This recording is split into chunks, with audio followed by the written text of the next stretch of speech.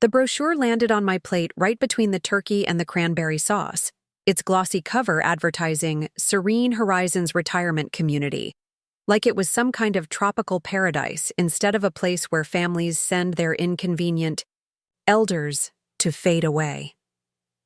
My son Michael sat across from me with that calculated smile I'd learned to dread, the same smile he'd perfected during his years as a corporate lawyer, designed to mask whatever manipulation was brewing beneath the surface.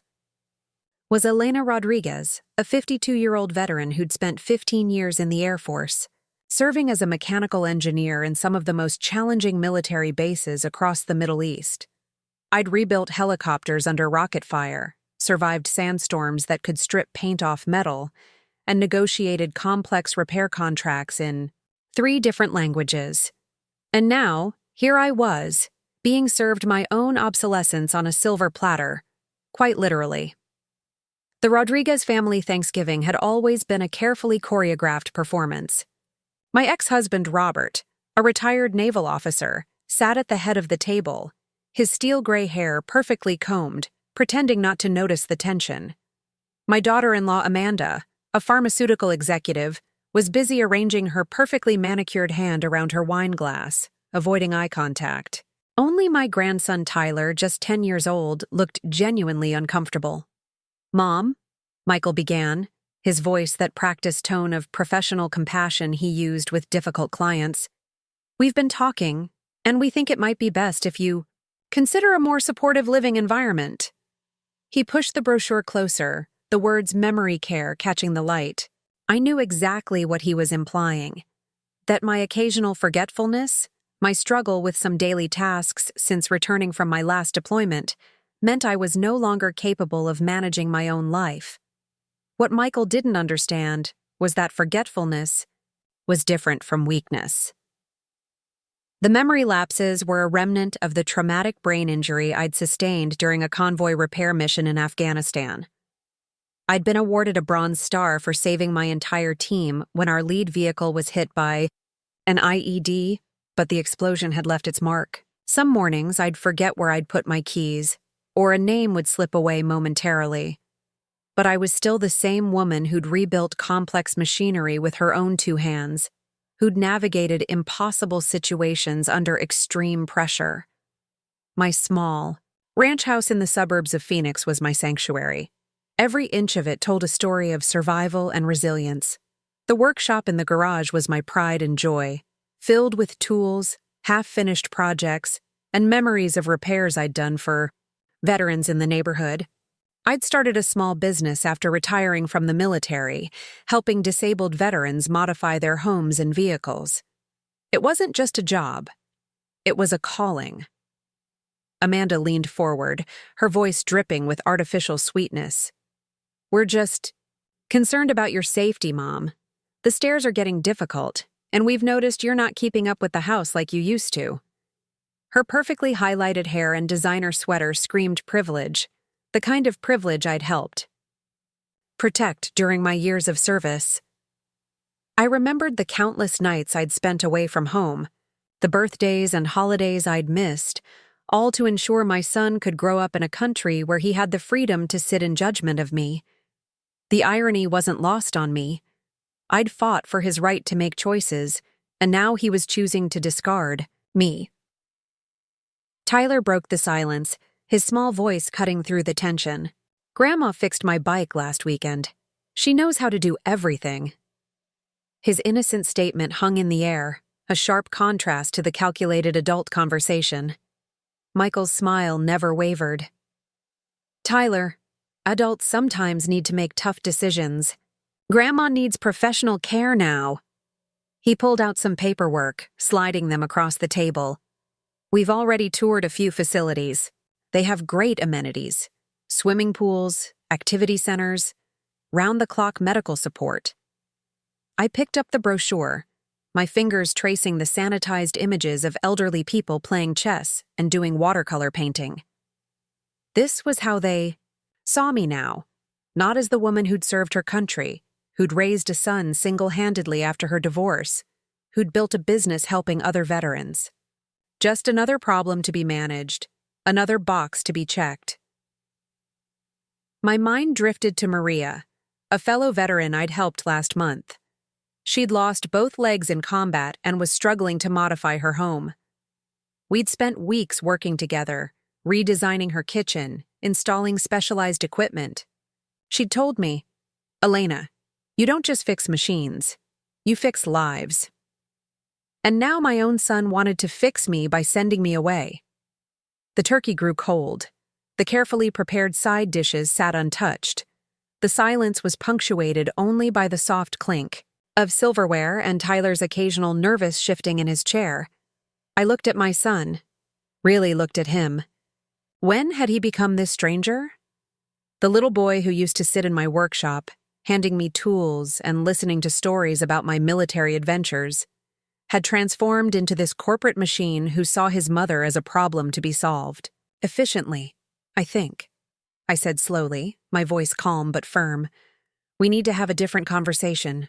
Michael's smile flickered for just a moment, the first crack in his carefully constructed facade. What he didn't know was that I was about to change everything.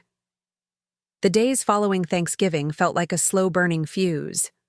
Michael's corporate, lawyer precision began manifesting in subtle ways. First came the helpful phone calls from real estate agents suggesting I might want to consider downsizing. Then arrived unsolicited medical evaluation appointments, each reminder stamped with his law firm's letterhead. I'd spent years building my home modification business, Rodriguez Veteran Solutions.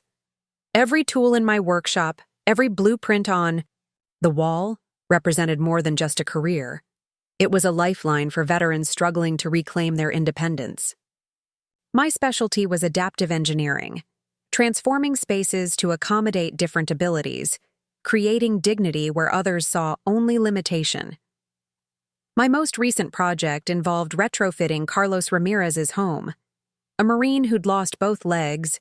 In Iraq, Carlos wanted to continue working as a mechanical engineer.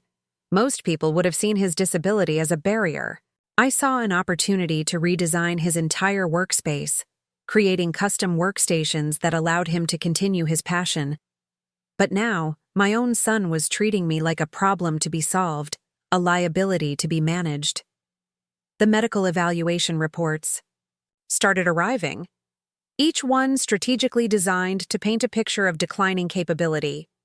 Memory tests with intentionally tricky questions, physical assessments that highlighted every moment of hesitation. I knew my memory wasn't what it used to be. The TBI from Afghanistan had left its mark. Some mornings I'd forget where I'd placed my coffee. Other times, a name would slip away momentarily. But these weren't signs of incompetence. They were battle scars, reminders of a life dedicated to service. My workshop became my sanctuary. Here, surrounded by half-finished projects and specialized tools, I felt most like myself. I was currently designing a custom wheelchair lift for Maria, another veteran who refused to let her physical challenges define her limitations. Each precise measurement, each carefully calculated angle, was an act of rebellion against those who saw disability as weakness. Amanda's interference escalated. She began dropping by unannounced, clipboard in hand, monitoring everything from my medication to the cleanliness of my kitchen. Her pharmaceutical background transformed into an amateur medical investigation.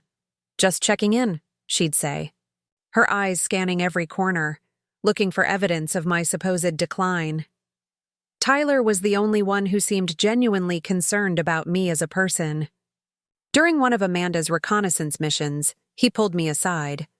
"Grandma, why are they doing this?"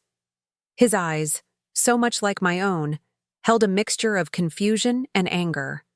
I pulled him close, whispering, "Sometimes people forget that veterans aren't just soldiers. We're mothers, fathers, grandparents. We're humans with stories longer than their spreadsheets." The turning point came unexpectedly. A local veteran support group I'd been part of for years learned about Michael's plans. Veterans have an unspoken code. We protect our own. Within days, my phone started ringing. Carlos, Maria, Jenkins, Rodriguez. Names of people I'd helped over the years, now offering support. Carlos arrived first, his custom wheelchair navigating my workshop with practiced ease. "They're trying to institutionalize you," he said bluntly. "The same system that tried to make us feel broken is now targeting you." His words carried the weight of shared experience. Maria followed, bringing homemade tamales and a fierce determination. A former Army medic who'd lost her legs in combat, she understood institutional marginalization better than most. "We didn't survive war zones to be silenced in our own homes," she declared, her prosthetic leg gleaming under the workshop lights. Jenkins, a Vietnam veteran who'd been my mentor when I first returned from Afghanistan, brought legal documents. "Your son might be a lawyer," he said, spreading papers across my workbench, "but we know how to read between the lines." My resistance wasn't just personal, it was systemic. I began documenting everything, every medical report, every unannounced visit, every attempt to undermine my independence. My workshop transformed into a war room, each wall covered with timelines, medical records, and strategic notes. Michael had miscalculated. He thought he was dealing with a passive, aging mother. Instead, he was confronting a veteran who'd survived combat zones, who'd rebuilt helicopters under rocket fire, who understood strategy and resilience. The final straw came when I discovered Michael had already begun the process of power of attorney, quietly maneuvering to take control of my finances and properties. My military pension, my business, my home. Everything I'd worked decades to build was being systematically dismantled.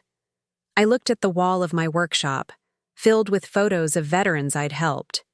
Carlos graduating from his mechanical engineering program, Maria opening her adaptive sports center, Jenkins publishing a book about veteran rehabilitation. They hadn't given up, neither would I. I pulled out my old military deployment notebook, weathered, filled with precise notes and strategic plans. If Michael wanted a battle, he would get one. But this wouldn't be fought with aggression. It would be a surgical, strategic dismantling of his carefully constructed plan. The veteran community had my back, and we were just getting started. The legal onslaught began quietly, then crescendoed like incoming artillery fire. Michael's first move was subtle, a certified letter from his law firm suggesting a comprehensive medical evaluation. Not just any evaluation, but one conducted by Dr. Harrison Wheeling, a geriatric specialist known for his conservative assessments and tight connections with retirement care facilities. I'd seen this playbook before. During my military engineering days, I'd watched contractors manipulate assessment reports to secure lucrative contracts. Michael was using the same precision, the same calculated approach. Only this time, I was the target. The veteran support network became my war room. Carlos helped me digitize my medical records, creating a comprehensive timeline that highlighted my ongoing capabilities. Maria connected me with a retired JAG lawyer who specialized in veteran advocacy. Jenkins began gathering testimonials from veterans I'd helped over the years, each document a testament to my continued competence and contribution. Dr. Wheeling's evaluation was a masterpiece of bureaucratic manipulation, pages of clinical language, designed to paint me as increasingly vulnerable. Mild cognitive decline, potential risk of independent living, recommended supervised care environment. Each phrase was a calculated weapon, intended to strip away my autonomy. But they didn't know the extent of my network. Within 48 hours of receiving the report, I had counter-assessments from 3 different veteran-focused medical professionals. Dr. Elena Rodriguez wasn't going to be another statistic in a retirement facility marketing report. Amanda escalated her involvement, bringing in a professional care coordinator during one of her unannounced visits. Sarah Reynolds, clipboard in hand, watched me prepare lunch for Tyler. A complex meal of homemade chicken enchiladas with a side of roasted vegetables. "Mrs. Rodriguez," she began, her tone clinical, "we're concerned about your ability to maintain proper nutrition and household management." Her eyes scanned the kitchen, looking for any sign of disorder. Tyler interrupted, his voice sharp with preteen indignation. Grandma makes the best food in the world. She taught me how to cook these enchiladas from scratch. He pulled out a folder of recipes we'd developed together, each one annotated with engineering precise measurements and adaptations. The care coordinator seemed taken aback. I'd intentionally prepared the meal to showcase my precise cooking skills, each ingredient measured, each step calculated with the same precision I'd once used to repair military equipment. My veteran support network began documenting everything. Carlos set up a secure digital archive of all communications. Maria started a crowdfunding campaign to support potential legal fees, sharing my story of adaptive engineering and veteran support. The response was immediate and overwhelming. Veterans from across the country began sending letters. Some shared similar experiences of family members attempting to institutionalize them. Others sent testimonials about the work I'd done, modifying homes, supporting rehabilitation, creating adaptive technologies. Michael's law firm began receiving uncomfortable inquiries. Professional networks started asking questions. Why would a lawyer be attempting to institutionalize a decorated veteran who had dedicated her life to supporting other veterans? The local Veteran Support Center became my strategic headquarters. Jenkins, with his decades of experience in veteran advocacy, helped me draft comprehensive response documents. We transformed Michael's clinical assessment into a point-by-point rebuttal, backed by medical evidence, professional testimonials, and my extensive work history. Tyler became an unexpected ally. During a family dinner, carefully orchestrated by Michael to showcase my supposed decline, Tyler began discussing my recent projects. Grandma helped Mr. Ramirez create a custom workshop after he lost his legs. Now he's working as a mechanical engineer again. The table fell silent. Michael's carefully constructed narrative was crumbling. Amanda tried another approach. Psychological manipulation disguised as concern. We're just worried about your safety, Mom. The stairs are getting difficult. What if you fall? I pulled out my latest invention, a custom stair assist mechanism I designed specifically for veterans with mobility challenges. Safety isn't about limitation, I explained. It's about adaptation. The mechanism was a marvel of engineering, lightweight, easily installable, designed to provide support without feeling like a restriction. It was more than a tool. It was a philosophy. My workshop became a war room. Walls covered with project blueprints, legal documents, medical assessments. Each document a weapon, each blueprint a strategy. Michael had underestimated me. He saw an aging mother. What he was facing was a strategic engineer, a veteran who understood how to dismantle complex systems. The battle was just beginning, and I was far from surrender. The attack came on a Tuesday morning, precise and calculated as a military operation. A sheriff's deputy arrived with legal documents, an emergency guardianship petition filed by Michael, claiming I was a danger to myself and others. The paperwork was meticulously prepared, a legal minefield designed to strip away every ounce of my independence. My workshop, my sanctuary, became a crime scene. Official seals marked my tools, my blueprints, my life's work. They claimed I was hoarding potentially dangerous equipment, as if the specialized tools that had helped countless veterans were nothing more than potential weapons. My custom-designed adaptive technologies, each one a testament to human resilience, were tagged as evidence of my supposed mental instability.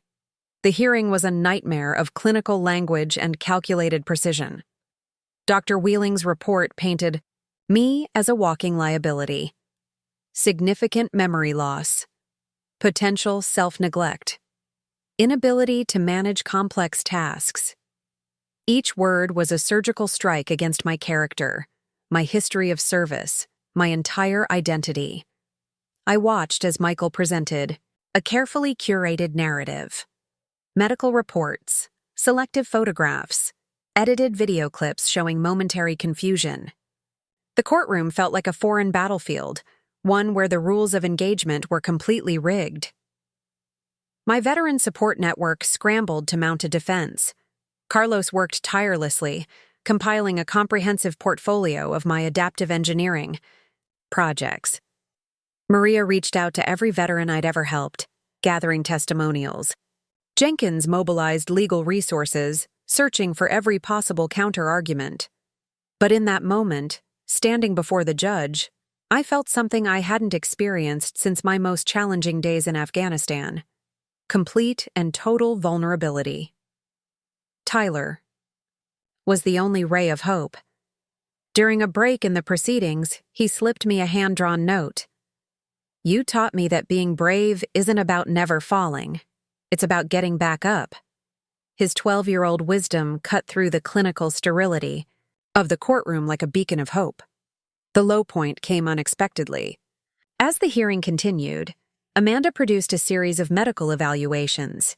Each document was a calculated attack, highlighting every moment of potential weakness, every slight memory lapse. They had transformed my occasional forgetfulness into a narrative of complete incompetence. I thought about Maria, who had rebuilt her entire life after losing her legs. I thought about Carlos, who had become a mechanical engineer despite seemingly insurmountable challenges. I thought about every veteran I'd ever helped, each one a testament to human resilience. But resilience felt distant in that moment. The courtroom became a blur of legal terminology and clinical assessments. Michael's lawyer presented a parade of expert witnesses: a neuropsychologist who had never met me, a social worker who had reviewed carefully selected documents. Each testimony was another nail in the coffin of my independence. My own lawyer, recommended by the Veteran Support Network, seemed overwhelmed. Attorney Robert Kleinschmidt was competent but clearly outmatched by Michael's corporate legal machinery. Every objection seemed to fall flat. Every argument seemed to dissolve before it could take shape. I remembered my last deployment in Afghanistan, the night our convoy was hit, the moment when everything seemed lost. But even then, I had found a way forward. I had kept my team alive. I had adapted, survived. But this felt different. This was a war fought with paperwork instead of weapons. A battle where my entire life was being reduced to clinical assessments and legal maneuvers. The final blow came unexpectedly. Michael produced a series of financial documents, bank statements showing supposed irregular withdrawals, medical bills suggesting I could no longer manage my own finances. Each document was a carefully constructed narrative of decline. I watched my life being dismantled, piece by piece. My veteran pension, my business, my home. Everything I had worked decades to build was being systematically destroyed. Tyler's presence was my only anchor. During a recess, he approached me, his young face a mixture of confusion and determination.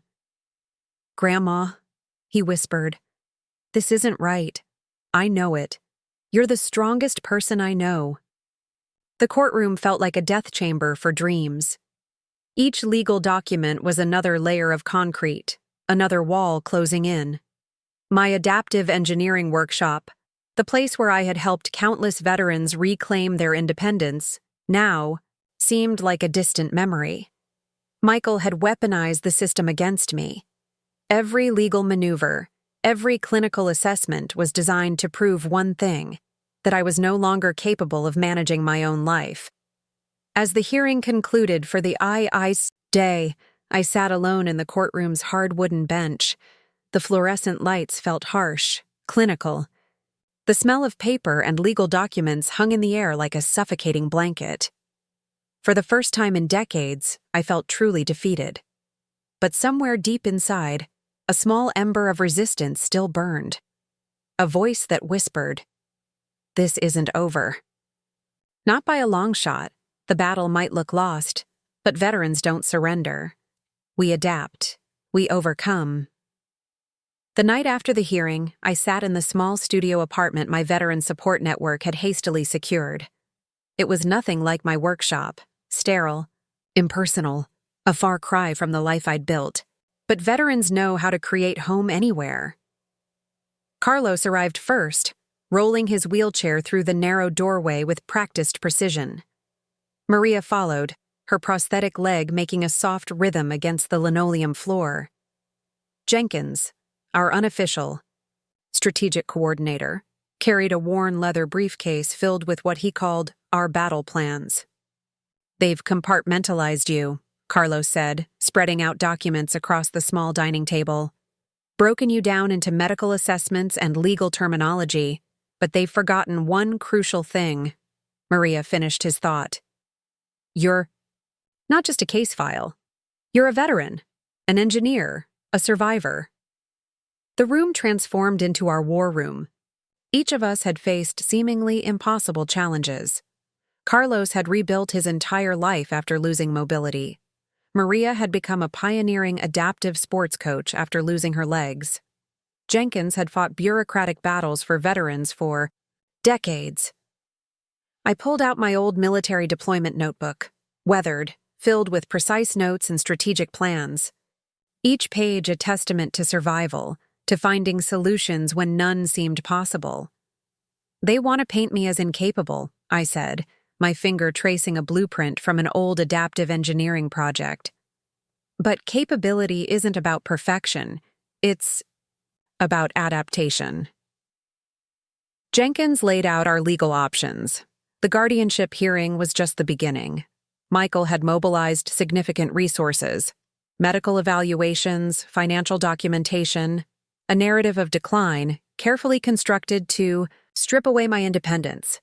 But we had something more powerful: a network of veterans who understood that independence isn't given, it's fought for.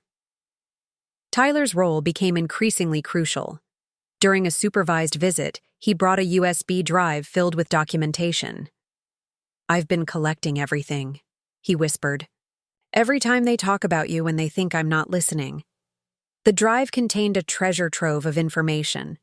Conversations showing Michael's true motivation, not concern, but financial calculation. Amanda's discussions about selling my house. The potential financial windfall from institutionalizing me. My pivotal decision crystallized in that moment. This wasn't just about me. This was about every veteran who had been marginalized, every individual who had been reduced to a clinical assessment. We developed a multi-pronged strategy. Carlos would handle digital documentation. Maria would coordinate veteran testimonials. Jenkins would manage the legal counter-assault. I would do what I did best: engineer a solution. My adaptive engineering background became our greatest weapon. I began documenting everything with the same precision I'd used to repair military equipment. Each medical assessment, each legal document, each moment of interaction became part of a comprehensive strategic file. The local Veteran Support Center became our command post. Veterans from every branch, every conflict, began sharing their stories. Some had faced similar battles. Families, attempting to strip away their independence. Institutional systems designed to marginalize. We weren't just fighting a legal battle. We were challenging a system that saw aging and disability as weakness. Tyler became our unexpected intelligence operative. During family gatherings, he collected information, overheard conversations, financial discussions. Each piece of information, carefully documented, shared through encrypted channels our veteran network had developed. My workshop, now temporarily stored in a secure location, became a symbol of our resistance. Each adaptive tool, each specialized piece of equipment represented more than just technology. It represented human potential. We began building a comprehensive counter-narrative, not just a legal defense, but a celebration of veteran resilience. Carlos created a digital portfolio showcasing the adaptive technologies I'd developed. Maria organized a network of veterans who could testify to my capabilities. The breakthrough came from an unexpected source. An investigative journalist who had been tracking cases of elder manipulation became interested in our story. Sarah Reynolds, the care coordinator who had initially assessed me, became our unexpected whistleblower. "This isn't about care," she told the journalist. "This is about financial exploitation. Our strategy wasn't about proving I was perfect. It was about demonstrating that imperfection isn't incompetence, that memory lapses aren't a death sentence, that adaptive engineering is about solving problems, not creating limitations." I thought about every veteran I'd helped. Carlos, who redesigned his entire workspace after losing mobility. Maria, who created an adaptive sports program. Jenkins, who had fought bureaucratic battles for decades. We were creating more than a legal defense. We were building a movement. The pivotal decision wasn't just about fighting Michael's guardianship petition. It was about reclaiming our narrative, about showing that veterans don't fade away. We adapt. We overcome. As the sun set on our makeshift strategy room, I looked at my team. Carlos, Maria, Jenkins, Tyler. We weren't just fighting a legal battle. We were writing a new definition of independence. The first step of transformation began in the most unexpected place, a small community center basement where veterans gathered every Wednesday evening. What started as a support group morphed into our strategic headquarters, a war room of a different kind. I set up a makeshift workshop in the corner, surrounded by tools and adaptive technology prototypes. Each device told a story of resilience, a custom-designed cooking utensil for veterans with limited hand mobility, a modified computer interface for those with neurological challenges. These weren't just tools. They were declarations of human potential. Carlos led a digital literacy program, teaching veterans how to document their experiences, how to use technology as a form of empowerment. Maria developed adaptive fitness classes that redefined physical limitation. Jenkins started a legal workshop, educating veterans about their rights, about fighting systemic marginalization. My YouTube channel became an unexpected weapon. Adaptive. Engineering for Life started as a simple documentation of my adaptive technology projects. But it quickly became something more, a platform for veteran stories of resilience, of reimagining possibility. The first video went viral unexpectedly. A tutorial on modifying kitchen tools for veterans with mobility challenges. Viewers weren't just watching, they were responding. Comments flooded in from across the country. Veterans, families, occupational therapists, each story a testament to human adaptability. Tyler became my primary technical support. At 12, he understood technology in a way that bridged generations. He set up professional lighting, helped with editing, managed our social media presence. "Grandma," he'd say, "this isn't just a channel, this is a movement." Our veteran support network became a complex ecosystem of mutual support. We weren't just fighting my legal battle. We were creating a comprehensive support system that challenged institutional narratives about aging, disability, and veteran care. The adaptive technology prototypes became our primary focus. Each device was more than a tool. It was a statement, a wheelchair modification that allowed greater independence, a custom-designed communication device for veterans with neurological challenges, cooking tools that transformed limitations into opportunities. Michael's legal team continued their assault. More medical evaluations, more attempts to prove my supposed incompetence. But each attempt only strengthened our resolve. The investigative journalist, Rebecca Chen, began documenting our story. Her initial interest in our legal battle transformed into something deeper, an exploration of veteran resilience, of systemic challenges faced by aging veterans. Our approach was surgical. We didn't just defend, we demonstrated. Each YouTube video became a strategic communication tool, not just about adaptive technology, but about human potential. Carlos would demonstrate modified computer interfaces. Maria would showcase adaptive fitness techniques. I would explain the engineering behind each adaptation. The community center transformed. What had been a simple meeting space became a hub of veteran innovation. workshops on adaptive technology, legal support sessions, mental health resources. We were building more than a support network. We were creating an ecosystem of empowerment. Tyler's school project became an unexpected ally. He chose to do a documentary about veteran adaptive technologies, using our work as the primary research. His presentation went viral within the school district, then beyond. Local technical colleges began taking notice. Engineering students started reaching out, wanting to volunteer, to learn about adaptive technology design. What had started as our personal battle was becoming a broader movement. The financial constraints became our greatest motivator. We learned to do more with less. Carlos developed open-source designs for adaptive tools. Maria created low-cost training programs. I focused on creating technologies that could be replicated inexpensively. Our YouTube channel grew from hundreds to thousands of followers. Each video a masterclass in resilience. Each prototype a declaration of human potential. The local veteran support network expanded. What had started as a small group in a community center basement was now a comprehensive support ecosystem. Legal resources, technology training, mental health support. We were redefining what veteran support could look like. Michael's legal team continued their attempts to prove my incompetence. But each medical evaluation, each legal document became fuel for our counter-narrative. We weren't just defending. We were demonstrating. Rebecca Chen's documentary began taking shape, not just about my personal legal battle, but about a broader, systemic challenge. How do we support aging veterans? How do we recognize their continued potential? The adaptive technology prototypes became our primary language. Each device a poem of human resilience.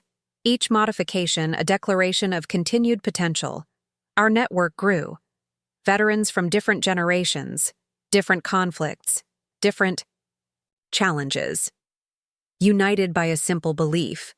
That limitation is just another engineering problem to be solved. Tyler continued to be our strategic mastermind. At 12, he understood something profound. This wasn't just about winning a legal battle. This was about changing a narrative. As the sun set on another day of preparation, I looked around our makeshift headquarters. Carlos working on digital, interface designs, Maria developing new adaptive fitness protocols, Jenkins preparing legal documentation. We weren't just fighting a system. We were reimagining possibility.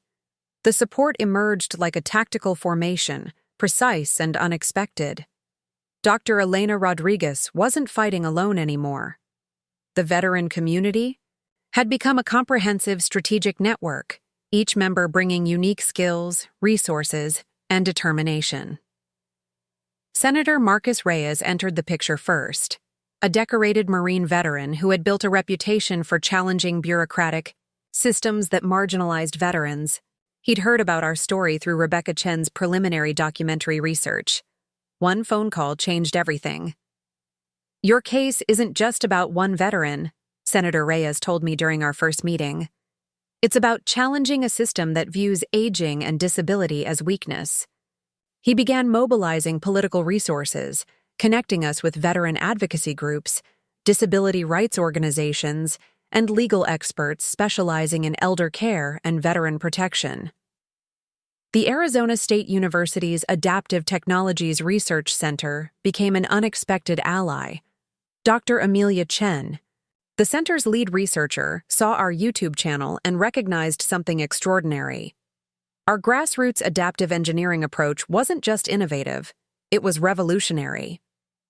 "You're not just creating tools," Dr. Chen explained during our first collaborative meeting. "You're redefining how we understand capability, aging, and veteran support."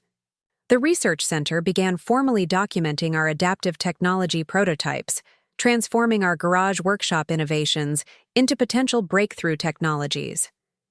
Tyler's school became an unexpected strategic platform. His documentary project about veteran adaptive technologies caught the attention of the school's administration. What started as a simple student presentation transformed into a comprehensive community engagement program. Local high school and college engineering programs began sending students to volunteer. Each adaptive technology prototype became a learning opportunity. Carlos led workshops on digital interface design. Maria developed adaptive fitness training modules. I focused on teaching the core philosophy that engineering is about solving human challenges. The Veteran Support Network expanded exponentially. What had begun as a small group in a community center basement now included veterans from every branch, every conflict. Vietnam veterans, Desert Storm veterans, Iraq and Afghanistan veterans, each bringing unique perspectives, unique challenges. Our YouTube channel became more than a documentation platform. It transformed into a comprehensive veteran support ecosystem. Short-form tutorials on adaptive technologies, mental health resources, legal support guides, personal stories of resilience. Rebecca Chen's documentary began taking a more comprehensive shape. No longer just focusing on my personal legal battle, it became an exploration of veteran resilience, of systemic challenges faced by aging veterans, of the potential for adaptive technologies to transform lives. The financial constraints became our greatest motivator. We developed a crowdfunding model unlike any other. Not just raising money, but creating a comprehensive support ecosystem. Each donation came with educational resources. Each contribution was an investment in veteran potential. Senator Reyes introduced legislation targeting veteran support systems. The Adaptive Veterans Protection Act aimed to create comprehensive support mechanisms for aging veterans, legal protections against financial exploitation, enhanced medical support, recognition of adaptive technology as a critical support mechanism. Dr. Amelia Chen's Research Center began formal documentation of our adaptive technology prototypes. What had started as garage workshop innovations were now potential breakthrough technologies. Prosthetic interface designs, communication tools for veterans with neurological challenges, adaptive fitness equipment. The local veteran support network transformed into a comprehensive ecosystem. Legal resources, technology training, mental health support, job placement programs. We were redefining what veteran support could look like. Michael's legal team found themselves facing an increasingly complex opposition. No longer was this just a personal legal battle. This had become a comprehensive movement challenging systemic approaches to veteran support. Tyler continued to be our strategic mastermind. At 12, he understood something profound about communication, about storytelling. He began developing a podcast series, Veteran Voices, featuring interviews with veterans from different generations, different conflicts. The community center, that had been our original meeting space, now became a comprehensive veteran support hub, workshop spaces, technology training areas, legal consultation rooms, mental health support centers. We were building more than a support network. We were creating an ecosystem of empowerment. Local technical colleges began developing specialized programs inspired by our work, adaptive technology design courses, veteran support management programs. Our approach was becoming an educational model. Carlos developed open-source designs for adaptive tools, making our technologies accessible to veterans who couldn't afford custom solutions. Maria created low-cost training programs. I focused on creating technologies that could be replicated inexpensively. The support wasn't just financial or technological, it was deeply personal. Veterans who had felt marginalized found a community. Families struggling with adaptive challenges found resources. Our network became a lifeline. Senator Reyes connected us with national veteran organizations, the American Legion, Veterans of Foreign Wars, Disabled American Veterans. Each organization began recognizing the potential of our adaptive technology approach. Rebecca Chen's documentary expanded its scope. No longer just about my personal legal battle, it became a comprehensive exploration of veteran resilience, systemic challenges, adaptive potential, the power of community support. As the sun set on another day of preparation, I looked around our expanded headquarters. What had started as a personal legal battle had transformed into a comprehensive movement. We weren't just fighting a system, we were reimagining possibility. Tatitsai. Courtroom became a battlefield of a different kind. No longer was I a passive defendant. I arrived with an arsenal of documentation, testimonials, and technological innovations that would redefine the conversation about veteran capabilities. Dr. Amelia Chen took the stand first, presenting comprehensive research on adaptive technologies. Her testimony wasn't just a defense, it was a complete deconstruction of the narrative of decline. Capability, she stated firmly, is not about physical perfection. It's about human potential and adaptive engineering.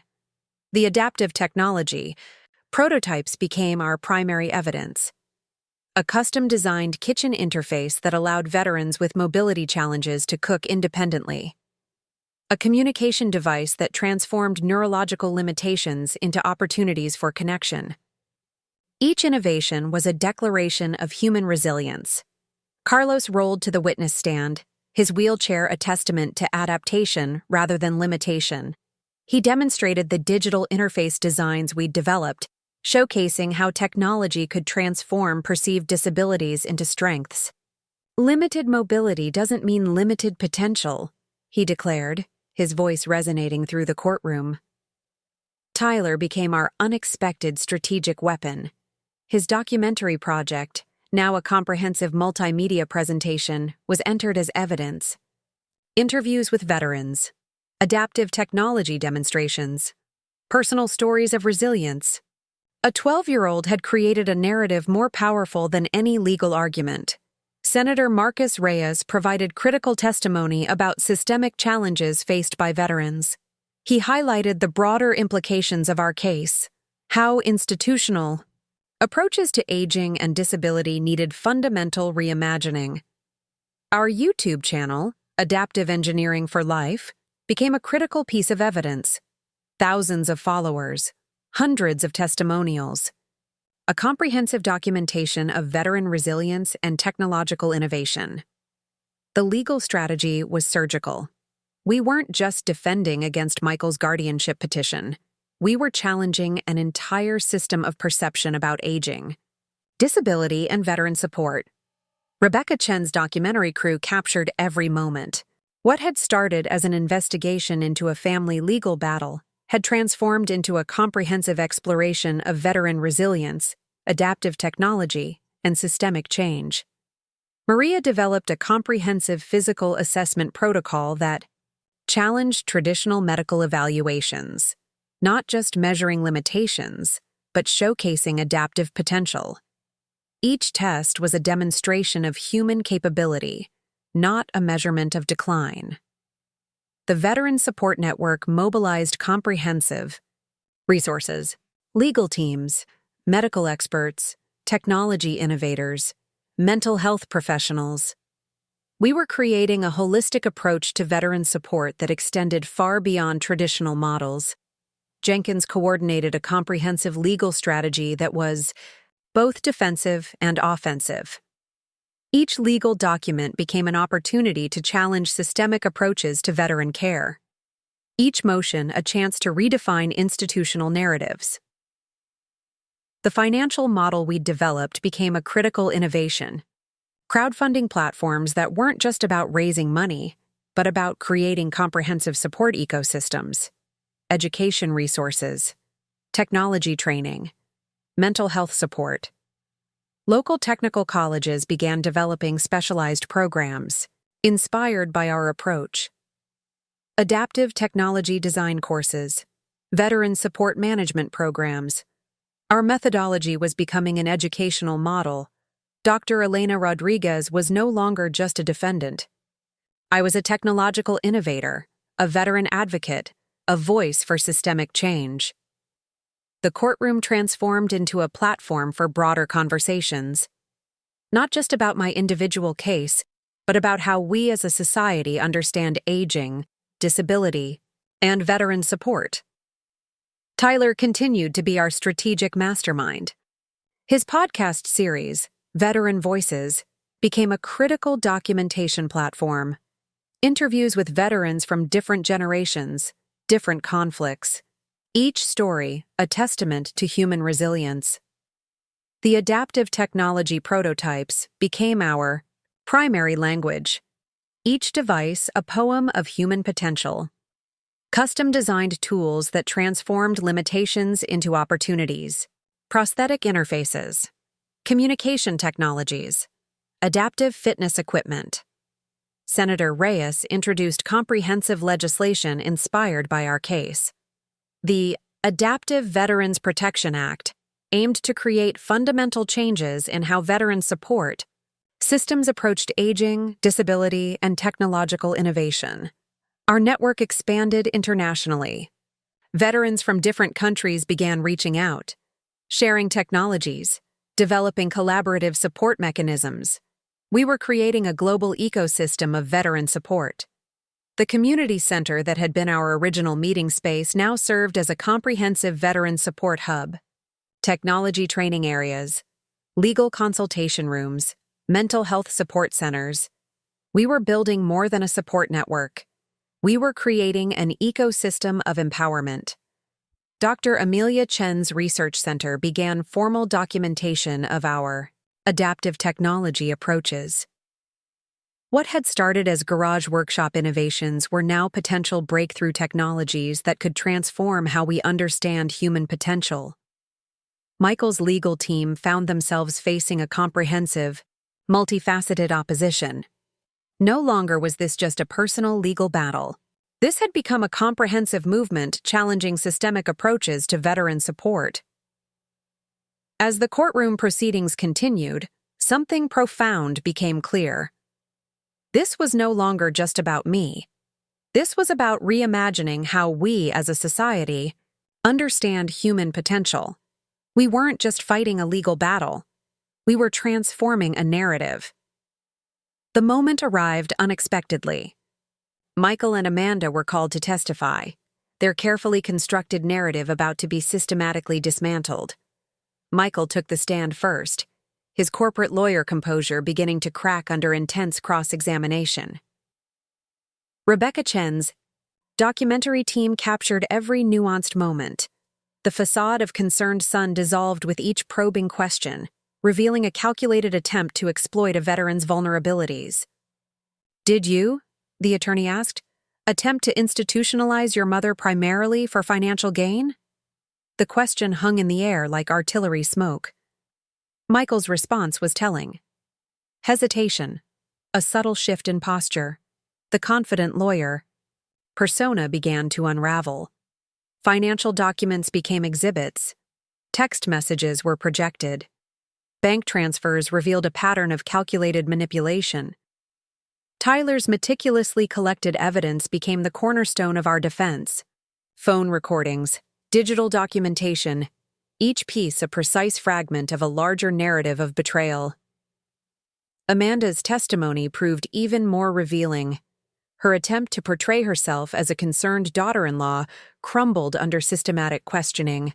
The court learned about the attempted sale of my house, the plans to redirect my veteran benefits, the calculated efforts to marginalize me. Senator Marcus Reyes sat in the courtroom, his presence a silent testament to the broader implications of our case. This was no longer just a family dispute. This was about systemic challenges faced by veterans. Carlos and Maria sat nearby, their presence a living demonstration of veteran resilience.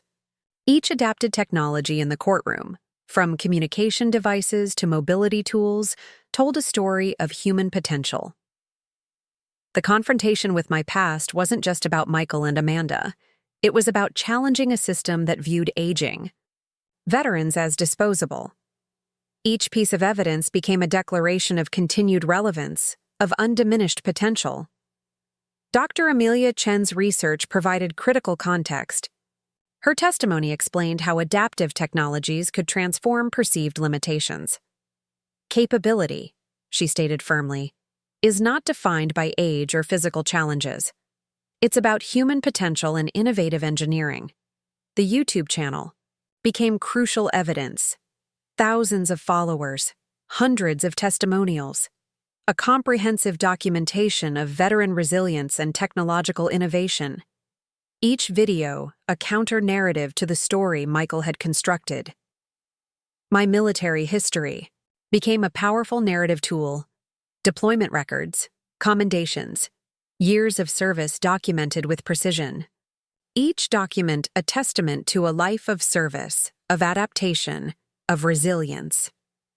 Jenkins coordinated the legal strategy with surgical precision.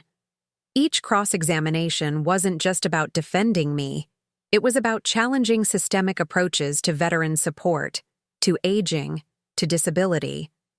Michael's financial motivations became increasingly clear. The attempted guardianship was less about care and more about financial control. Bank statements revealed planned property sales. Insurance policies highlighted potential financial gains. From institutionalization. Tyler's documentary project, now a comprehensive multimedia presentation, provided unexpected insights. Interviews with family members, hidden conversations. A 12-year-old had uncovered a narrative more complex than any legal argument. The Veteran Support Network became our strategic force. Veterans from different generations testified. Each story, a challenge to the narrative of decline. Each testimony, a declaration of continued potential. Rebecca Chen's documentary crew captured every moment. What had started as an investigation into a family legal battle had transformed into a comprehensive exploration of veteran resilience, adaptive technology, and systemic change. Amanda's carefully constructed persona began to crumble.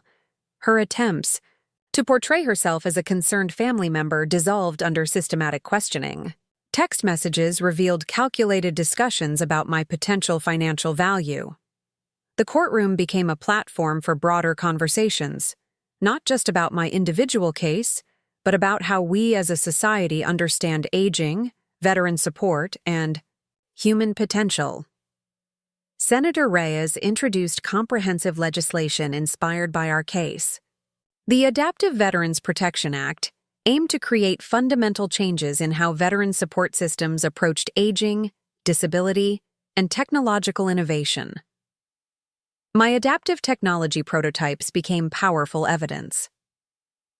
Custom-designed tools that transformed limitations into opportunities, prosthetic interfaces, communication technologies, adaptive fitness equipment, each innovation a declaration of continued relevance. The financial model we'd developed became a critical innovation. Crowdfunding platforms that weren't just about raising money, but about creating comprehensive support ecosystems, education resources, technology training, mental health support. Dr. Elena Rodriguez was no longer just a defendant. I was a technological innovator, a veteran advocate, a voice for systemic change. The confrontation with my past revealed something profound. This was never just about me. This was about challenging systemic approaches to veteran support, to aging, to human potential as Michael and Amanda's carefully constructed narrative unraveled. Something became abundantly clear. They had underestimated not just me, but the entire veteran community. We weren't just defending against a guardianship petition. We were rewriting a narrative. The verdict arrived like a precision-guided mission. Deliberate, comprehensive, unequivocal. Not guilty. More than that, a complete vindication. The courtroom erupted. Veterans from across the country who had gathered in support stood in a spontaneous standing ovation. Carlos raised his fist in solidarity. Maria's prosthetic leg tapped a rhythmic applause. Jenkins wiped away a single, uncharacteristic tear. Senator Marcus Reyes immediately began drafting comprehensive legislation inspired by our case. The Veteran Adaptive Technologies and Support Act would become a landmark bill, creating national protections for aging veterans, establishing innovative support mechanisms, and recognizing adaptive technologies as critical resources. The media. Coverage transformed our narrative from a personal legal battle to a national conversation about veteran support, aging, and human potential. National news networks picked up the story. Disability rights organizations celebrated the victory. Veterans groups across the country began re-examining their support models. Our YouTube channel, Adaptive Engineering for Life, exploded. Subscriber count multiplied overnight. What had started as a small documentation project became a comprehensive platform for veteran support, technological innovation, and personal empowerment. Dr. Amelia Chen's Research Center at Arizona State University formalized our adaptive technology innovations. What had begun in my workshop was now becoming a comprehensive research initiative. Universities across the country began developing similar programs, focusing on adaptive technologies and veteran support. Tyler's documentary project became a national educational resource. Schools began incorporating it into curricula about veteran support, disability rights, and technological innovation. A 12-year-old had created a narrative more powerful than entire institutional approaches. The financial model we'd developed became a blueprint for veteran support. Crowdfunding platforms that weren't just about raising money, but about creating comprehensive support ecosystems, education resources, technology training, mental health support. Rebecca Chen's documentary won multiple awards, bringing national attention to veteran support challenges. Film festivals celebrated its innovative approach to storytelling, its comprehensive exploration of veteran resilience. Michael and Amanda faced significant professional consequences. The legal proceedings had exposed their calculated manipulation. Professional networks began distancing themselves. Their carefully constructed social and professional personas crumbled under public scrutiny. The veteran support network we'd built became a national movement. What had started in a small community, Center Basement was now a comprehensive ecosystem of support, legal resources, technology training, mental health support, job placement programs. Local and national technology companies began reaching out. Collaboration proposals, funding opportunities, research partnerships. Our adaptive technology innovations were transforming how industries approached technological design. Senator Reyes used our case as a cornerstone for broader legislative changes. Veteran support mechanisms, adaptive technology funding, protection against financial exploitation. Our personal battle had become a national conversation. The Arizona State University established the Rodriguez Adaptive Technologies Center, named in my honor. A comprehensive research facility dedicated to developing innovative support technologies for veterans, individuals with disabilities, and aging populations. Tyler continued to be our strategic mastermind. His podcast series Veteran Voices became a national platform. Interviews with veterans from different generations, different conflicts, each story a testament to human resilience. Professional speaking invitations began arriving. Veteran conferences, technology symposiums, educational institutions. Our narrative of resilience, of adaptive potential, was becoming a national conversation. The community center that had been our original meeting space was transformed. A national veteran support hub, technology training areas, legal consultation, rooms, mental health support centers. We were building more than a support network. We were creating a national ecosystem of empowerment. Insurance companies began reassessing their approaches to veteran support, disability evaluations, technology support mechanisms. Our case had exposed systemic challenges, forcing institutional reconsideration. International veteran organizations began reaching out. Our approach to adaptive technologies, to veteran support, was becoming a global model. Veterans from different countries sought collaboration, sought to learn from our approach. The financial windfall was significant, but we viewed it as a tool, not an endpoint. Funding for adaptive technology research, support programs for veterans, educational initiatives. Each dollar became an investment in human potential. Tyler established a scholarship program for veterans pursuing adaptive technology design. Young engineers would now have opportunities to continue the work we'd begun. A legacy of innovation, of resilience. Our network expanded beyond veteran support, disability rights organizations, aging support groups, technology innovators. We were creating a comprehensive approach to human potential. The Adaptive Engineering for Life platform became more than a YouTube channel, a comprehensive support ecosystem, technology tutorials, mental health resources, legal support guides, personal stories of resilience. As the national recognition continued, something profound became clear. This was never just about me. This was about challenging how we as a society understand human potential, adaptation, resilience. We weren't just winning a legal battle. We were transforming a national narrative. 5 years after the landmark court case, the landscape of veteran support had transformed beyond recognition. The Rodriguez Adaptive Technologies Center stood as a testament to resilience, innovation, and human potential, a gleaming complex of research facilities, training spaces, and support resources. My daily life was now a comprehensive mission of support and innovation.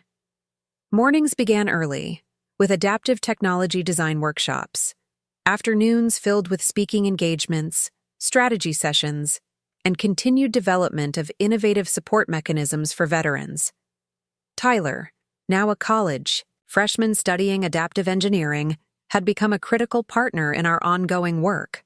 His podcast, Veteran Voices, had expanded into a comprehensive media platform documenting veteran experiences, technological innovations, and stories of resilience. The community center that had been our original strategic headquarters now served as a national veteran support hub.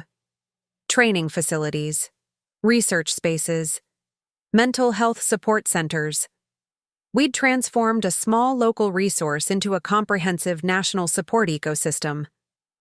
Carlos led our digital innovation team, developing cutting-edge adaptive technologies that redefined mobility support. Maria managed our adaptive fitness and rehabilitation programs, creating comprehensive support mechanisms for veterans with diverse physical challenges. Senator Marcus Reyes had successfully passed the Veteran Adaptive Technologies and Support Act, creating nationwide protections and support mechanisms for veterans. The legislation became a model for comprehensive veteran support, recognized internationally. Our YouTube channel, Adaptive Engineering for Life, had grown into a global platform. Millions of followers, comprehensive resources, technology tutorials, mental health support guides, personal stories of resilience from veterans around the world. The Rodriguez Scholarship Program now supported dozens of young engineers pursuing adaptive technology design. Each scholarship, a bridge between technological innovation and veteran support, creating a new generation of adaptive technology pioneers. International collaborations expanded our reach. Veterans organizations from multiple countries sought our guidance, our technological innovations, our comprehensive approach to support and empowerment. Dr. Amelia Chen's research had transformed how universities approached adaptive technology design. The Rodriguez Adaptive Technologies Center became a global leader in innovative support mechanisms, challenging traditional approaches to disability, aging, and human potential. Michael and Amanda had become peripheral figures, their attempted manipulation now a cautionary tale about family dynamics and institutional exploitation. Their professional networks had largely dissolved, their reputation permanently damaged by the comprehensive exposure of their actions. The financial model we'd developed became a global blueprint for support ecosystems. crowdfunding platforms that weren't just about raising money, but about creating comprehensive support networks, education resources, technology training, mental health support. Rebecca Chen's documentary had become a critically acclaimed exploration of veteran resilience, shown in educational institutions, used in training programs, celebrated as a transformative piece of storytelling. Local and national technology companies now sought our collaboration. Adaptive technology design had become a critical field of innovation. Our approach had transformed how industries understood technological design, human potential, and support mechanisms. Tyler's ongoing documentary and podcast work continued to challenge institutional narratives. Each story a declaration of human potential, each narrative a challenge to traditional understanding of disability, aging, and resilience. The veteran support network we'd built had become a comprehensive national ecosystem: legal resources, technology, training, mental health support, job placement programs. We'd transformed a local support group into a national movement.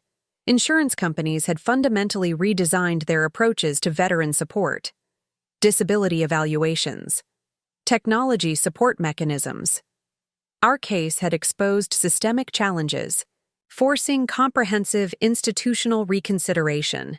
Speaking invitations continued to arrive: technology symposiums, veteran conferences, educational institutions. Our narrative of resilience, of adaptive potential, had become a critical conversation about human potential. The Rodriguez Adaptive Technologies Center became more than a research facility, a beacon of hope, a declaration of continued potential, a challenge to institutional approaches to disability, aging, and human resilience. Carlos continued developing groundbreaking mobility technologies. Maria expanded adaptive fitness programs. Jenkins managed our legal support mechanisms. Each team member a critical component of a comprehensive support ecosystem. Our financial resources were viewed as tools for continued innovation. Funding for adaptive technology research, support programs for veterans, educational initiatives, each investment a declaration of human potential. The platform we'd created was never about personal victory. It was about challenging systemic approaches to veteran support, to disability, to human potential. Each technology, each story, each innovation a declaration of resilience. As I looked out over the Rodriguez Adaptive Technologies Center, surrounded by the team that had become my family, something became profoundly clear. We hadn't just won a legal battle. We hadn't just created a support network. We had transformed a national narrative about human potential. Our work continued. Our mission remained unchanged. Adaptation, innovation, resilience.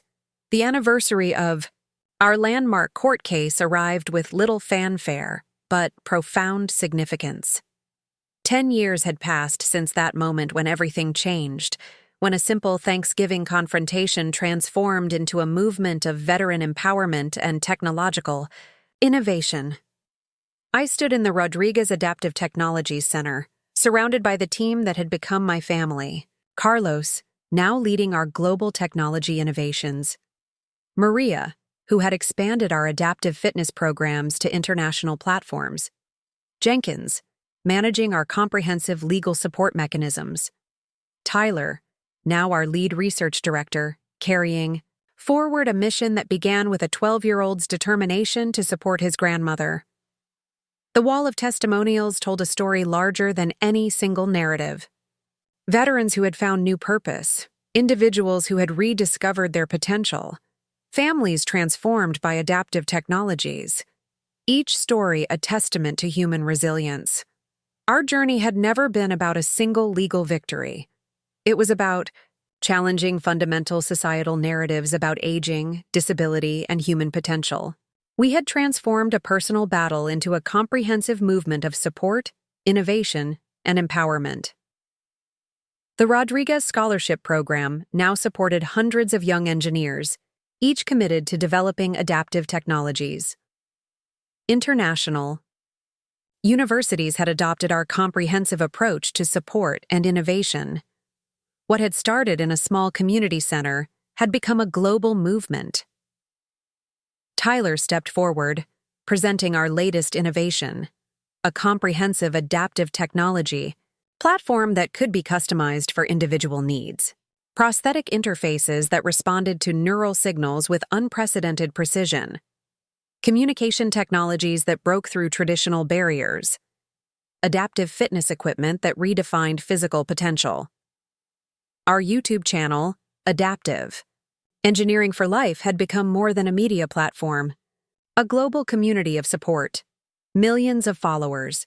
Thousands of success stories. Each video, a declaration of human potential. Senator Marcus Reyes, now a key figure in veteran support legislation, joined us for the anniversary. The Veteran. Adaptive Technologies and Support Act had become a global model for comprehensive veteran support. Legislation that recognized veterans not as victims, but as critical resources of innovation and resilience. Carlos demonstrated our latest mobility technology, a revolutionary interface that allowed unprecedented freedom of movement for veterans with mobility challenges. Maria showcased adaptive fitness programs that had transformed rehabilitation approaches.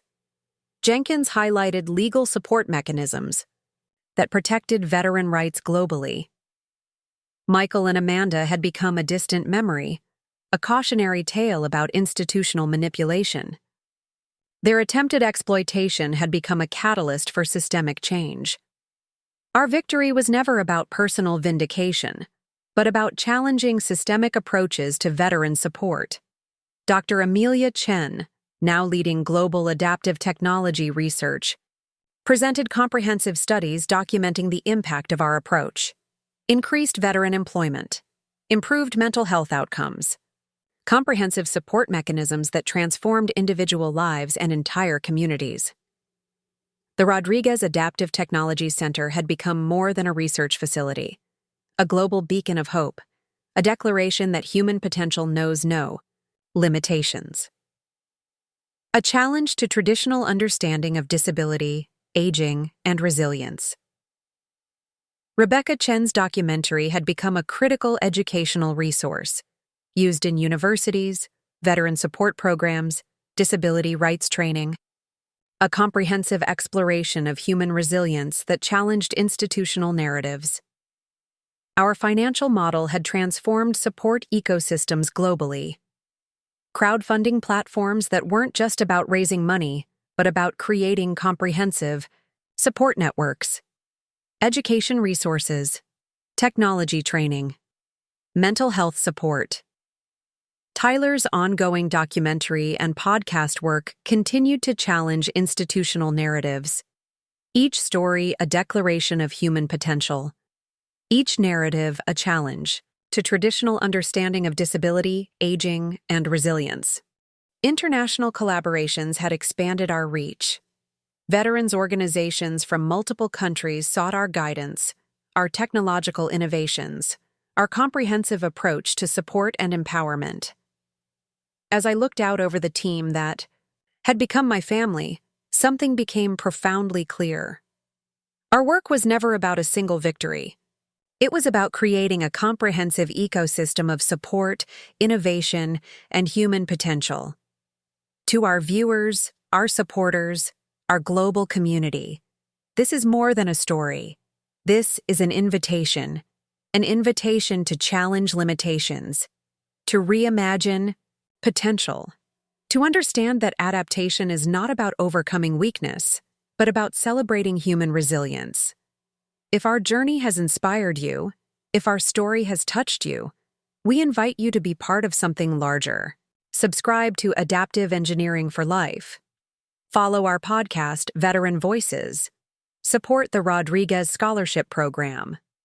Together, we can continue transforming limitations into opportunities. Together, we can redefine human potential. This is not the end of our story. This is just the beginning.